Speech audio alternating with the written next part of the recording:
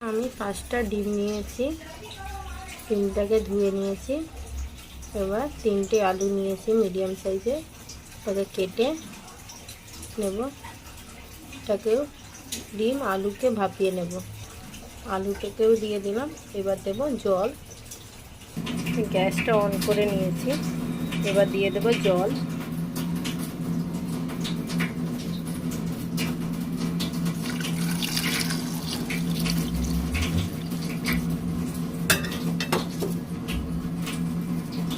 এবার ঢাকনা দিয়ে ঢেকে দেব।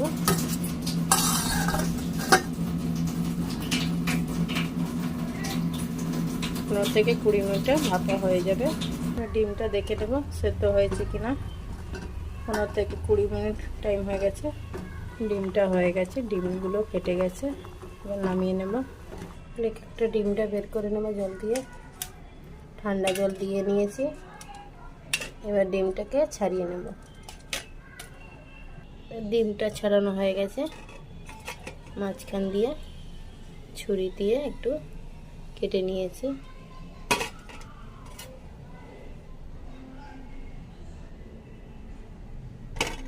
এবার একটু হালকা ডিমটা ভেজে নেব। একটু সরষের তেল দিলাম।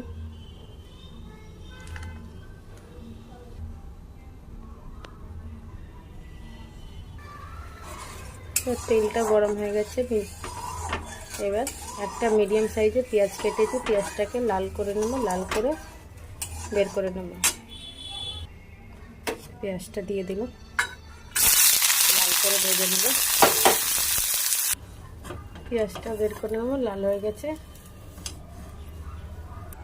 এবার ডিমটা দিয়ে দেব।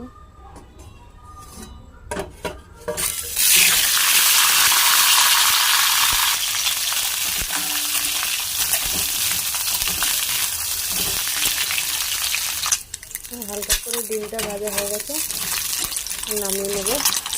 আলুটাও ভেজে নেব। আলুটাও ভেজে নেব।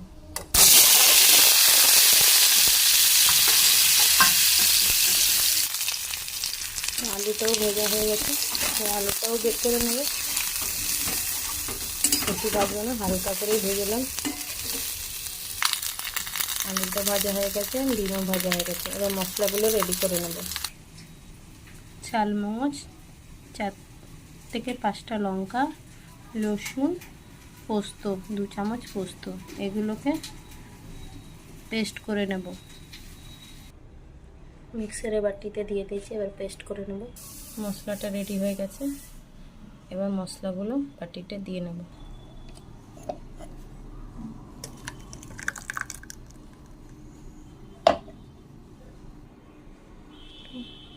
একটু নুনটা দিয়ে দেব,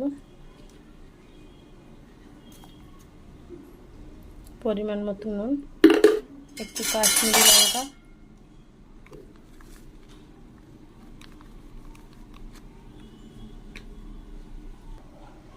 মশলাগুলো সব মিক্স করে নিয়েছি।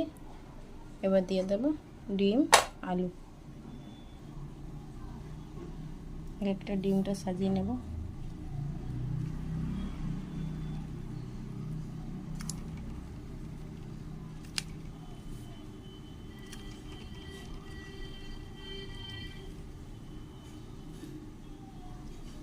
আলুটাও দিয়ে দিলাম।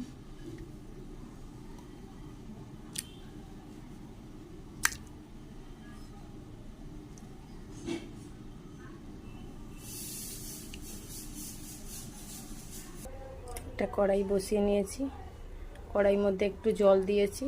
এবার একটা স্ট্রেনার দিয়ে দেব। স্ট্রেনারটা দিয়ে দিলাম। এবার ভাপা বাটিটা বসিয়ে দেব। বাটিটাও বসিয়ে দিলাম। এবার ঢেকে দেব। 10 থেকে 15 মিনিটের মধ্যে হয়ে যাবে। ঢাকা দিয়ে দিলাম। তার সাথে একটা ঢাকা দেব। ঢাকনাটা দিয়ে দিলাম। এবার বড় ঢাকনা দিয়ে দেব। এবার বড় ঢাকনা দিয়ে দিলাম।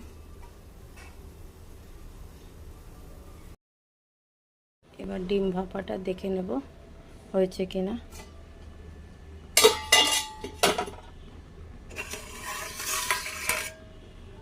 হয়ে গেছে।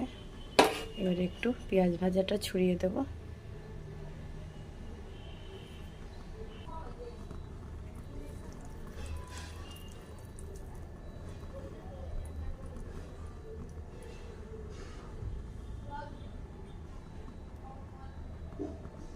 এবার দিয়ে নেব দুটো কাঁচা লঙ্কা। এবার একটু ঢেকে দেবো।